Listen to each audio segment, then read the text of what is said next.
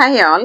ഇന്ന് നമ്മൾ കാണാൻ പോകുന്നത് എല്ലാ ദിവസവും നമ്മുടെ ജീവിതത്തിൽ നമ്മൾ ശീലിക്കേണ്ട അല്ലെങ്കിൽ പാലിക്കേണ്ട ചില വളരെ സിമ്പിൾ ആയിട്ടുള്ള 5 ഹെൽത്ത് ടിപ്സിനെ കുറിച്ചാണ്. So welcome back to wellness with nurse by Sina George.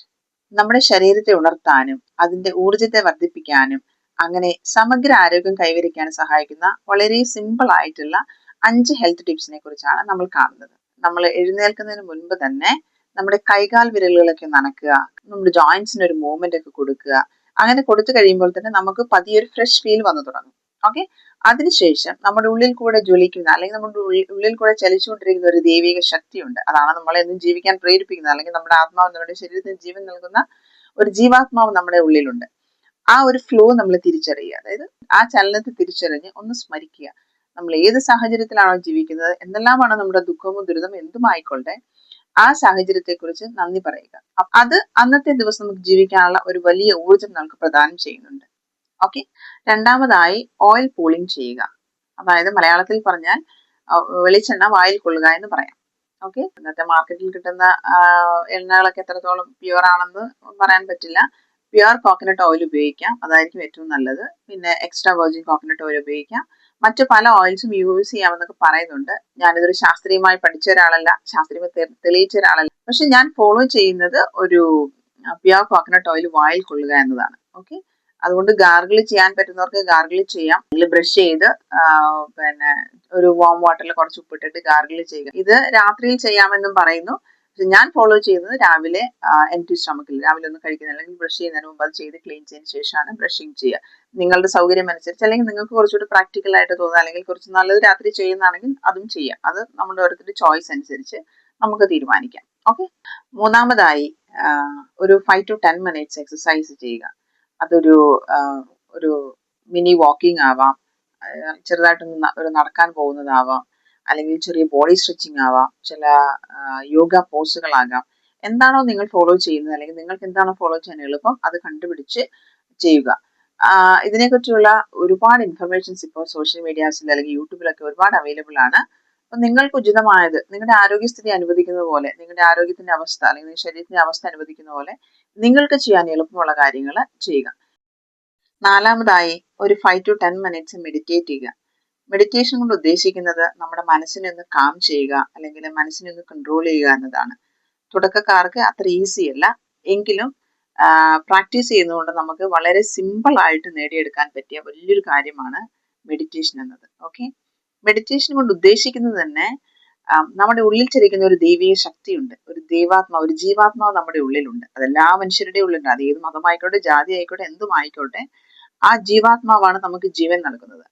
ആ ദൈവീക ശക്തിയും നമ്മളുടെ പച്ചയായ മനുഷ്യനും നമ്മുടെ വികാരങ്ങളും വിചാരങ്ങളും ഒക്കെ വന്ന് നമ്മൾ അവിടെ ഒരു എന്താ പറയാ, ഒരു ദൈവവും മനുഷ്യനും തമ്മിൽ കൂടിച്ചേരലാണ് അവിടെ നടക്കുന്നത്. ഓക്കെ, ജീവിതത്തെക്കുറിച്ച് നല്ല കാര്യങ്ങൾ മാത്രം ആലോചിക്കുക, മനസ്സിന് എപ്പോഴും പോസിറ്റീവായിട്ട് വെക്കുക. ഇതിനൊക്കെ മെഡിറ്റേഷൻ നമ്മളെ സഹായിക്കും. നമ്മുടെ പേഴ്സണൽ ലൈഫിൽ ഒരുപാട് സ്ട്രെസ് ഉണ്ടാകാം. ജീവിക്കാൻ വേണ്ടി തന്നെ ഒരുപാട് സ്ട്രഗിൾ ചെയ്യുന്നവരാണ് നമ്മൾ ഓരോരുത്തരും. അതുകൂടാതെ നമ്മുടെ ഓഫീസ് സ്ട്രെസ് നമുക്കുണ്ട്, ജോലി ചെയ്യുന്ന സ്ഥലത്തെ ബുദ്ധിമുട്ടുകളുണ്ട്, അവിടുത്തെ പൊളിറ്റിക്സ്, അങ്ങനെ ഒരുപാട് കാര്യങ്ങൾ നമ്മളെ ഓരോ ജീവിതവും അലോസരപ്പെടുത്തുന്നുണ്ട്.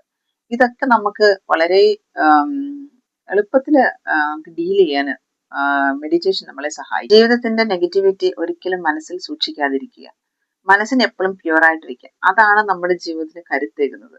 എല്ലാ ദിവസവും പോസിറ്റീവായിട്ട് മുമ്പോട്ട് പോകാൻ നമ്മളെ സഹായിക്കുന്ന നമ്മുടെ മനസ്സാണ്. ഈ മനസ്സിനെ ഒന്ന് കോൺസെൻട്രേറ്റ് ചെയ്യാൻ, ഈ മനസ്സിനെ നമ്മൾ കടിഞ്ഞാണിട്ട് പിടിക്കാൻ ഈ മെഡിറ്റേഷൻ നമ്മളെ വളരെയധികം സഹായിക്കും. അത് ശീലിക്കുന്നവർക്ക്, അല്ലെങ്കിൽ ഇപ്പോൾ ഫോളോ ചെയ്യുന്നവർക്ക്, എല്ലാ ദിവസവും മെഡിറ്റേറ്റ് ചെയ്യുന്നവർക്ക് ഇത് ഞാൻ പറയുന്നതിന്റെ അർത്ഥം മനസ്സിലാകും.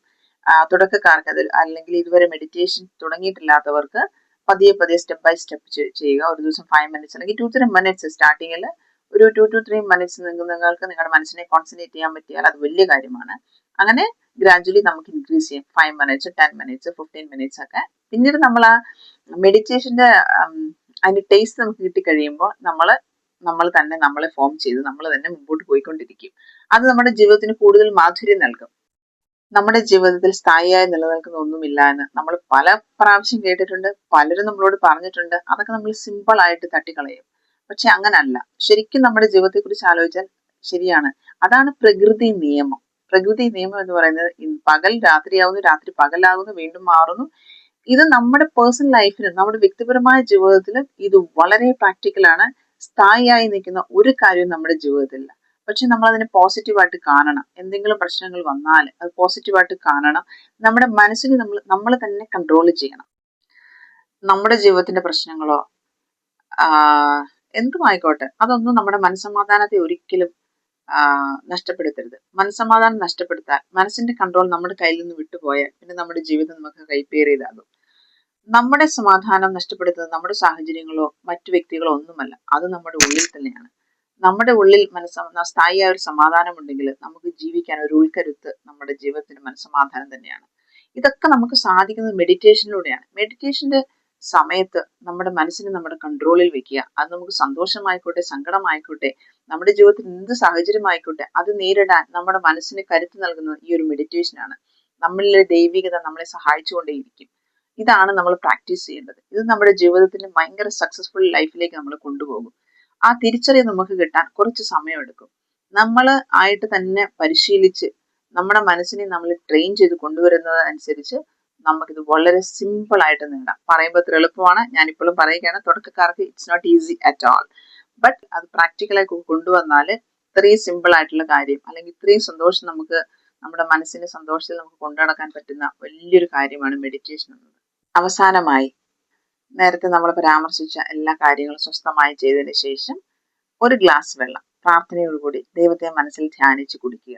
അത് നമ്മുടെ ജീവിതത്തിൽ നമ്മൾ ഇന്ന് രാവിലെ ചെയ്യുന്നൊരു കാര്യമാണെങ്കിൽ വൈകിട്ട് വരെ വളരെ ശാന്തമായി സ്വസ്ഥമായി ജീവിക്കാൻ നമുക്ക് നൽകുന്ന ഒരു ഭയങ്കര ഒരു എനർജി ഡ്രിങ്ക് ആണത്.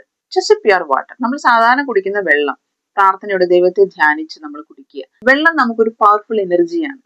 അതിനകത്ത് ദൈവീയ ശക്തി മാത്രമല്ല, ഒരുപാട് കാര്യങ്ങളുണ്ട്. അപ്പോ നമ്മൾ ഇന്ന് ഈ വീഡിയോയിൽ കണ്ട ഈ 5 ശീലങ്ങൾ നമ്മൾ ഡിസ്കസ് ചെയ്യുമ്പോൾ വളരെ സിമ്പിൾ ആയിട്ട് തോന്നാം. സോ നാളെ രാവിലെ മുതൽ നിങ്ങളും ആരംഭിക്കൂ, അതിന്റെ ഫലം അനുഭവിച്ചറിയൂ. എല്ലാവർക്കും നല്ല ഫലം ഉണ്ടാകട്ടെ, നല്ല ആരോഗ്യം ഉണ്ടാകട്ടെ. ഓക്കെ, ഒരുപാട് കാര്യങ്ങൾ പറഞ്ഞെങ്കിലും ഏതെങ്കിലും ഒരു വിഷയത്തെക്കുറിച്ച് നിങ്ങൾക്ക് ഡീറ്റെയിൽ ആയിട്ട് അറിയണമെങ്കിൽ പ്ലീസ് ഡു കമന്റ്. സമയം പോലെ ഞാൻ അടുത്ത ടോപ്പിക്കുമായിട്ട് വരാം.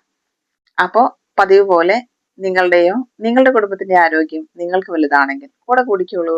See you next video. Bye. Thank you for watching.